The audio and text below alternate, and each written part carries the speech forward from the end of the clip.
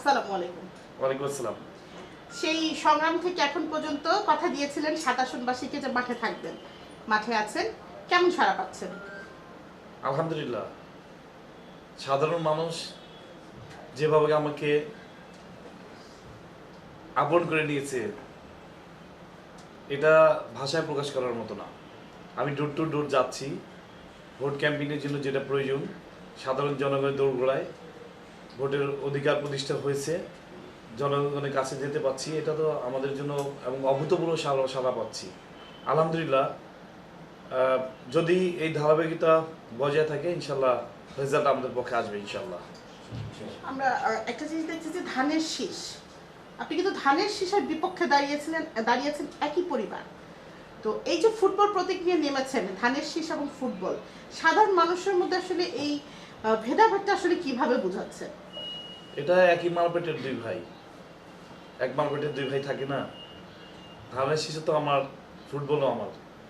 জনগণ যাকে পছন্দ করে বেছে নেবে।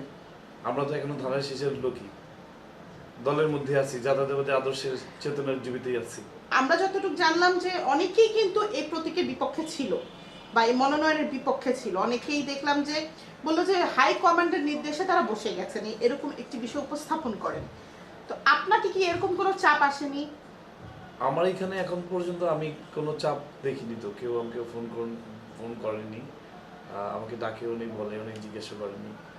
তো আমি ভাবলাম হয়তো দলের সাপোর্টিং সমর্থন আছে, এই জন্য আমি নেমে পড়েছি। এটা তো অবাক হয়েছি যে আমিও ধারণা করেছিলাম যে দল হয়তো আমাকে ডেকে জিজ্ঞেস করবে, ডাকলে ভালো হতো, তাহলে আমি পার্থক্যটা নির্ণয় করতে পারতাম। যেহেতু ডাকেনি, সেই হিসাবে আমি ধরে নিয়েছি যে দলের অকুণ্ঠ সমর্থন আমার প্রতি থাকতে পারে। দলের যে সমর্থন আছে সেই সমর্থন অনুযায়ী আমি এখনো মাঠে আছি। যদি ডাকতো তাহলে হয়তো ভিন্ন পরিস্থিতি হইতে পারতো। শেষ পর্যন্ত কি এই লড়াই চলবে? এখন তো বসার কোনো সুযোগ নেই, মাঠে তো নির্বাচনে লড়াই শুরু হয়ে গেছে। এখন বসা বা অন্য ধরনের চিন্তা ভাবনা, এখন জনগণকে কমিটমেন্ট দিয়ে দিয়েছি, জনগণ আমাকে কমিটমেন্ট দিয়ে দিচ্ছে।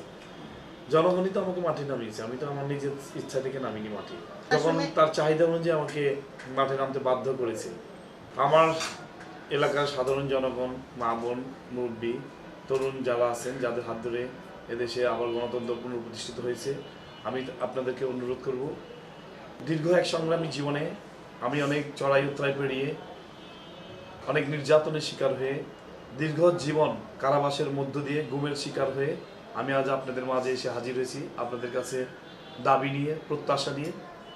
এই এলাকার জনগণ, আমি জানি যে আপনারা আমাকে খালি হাতে ফিরিয়ে দিবেন না, আপনাদের কাছে প্রত্যাশা আছে। ইনশাল্লাহ আমার মার্কা ফুটবল মার্কা, অবশ্যই ইনশাল্লাহ আপনারা আমাকে জয়যুক্ত করবেন। আমি আমাদের প্রত্যাশা অনুযায়ী আমি যে কমিটমেন্ট আপনাদেরকে দিয়েছি সেই কমিটমেন্ট ইনশাল্লাহ রক্ষা করব।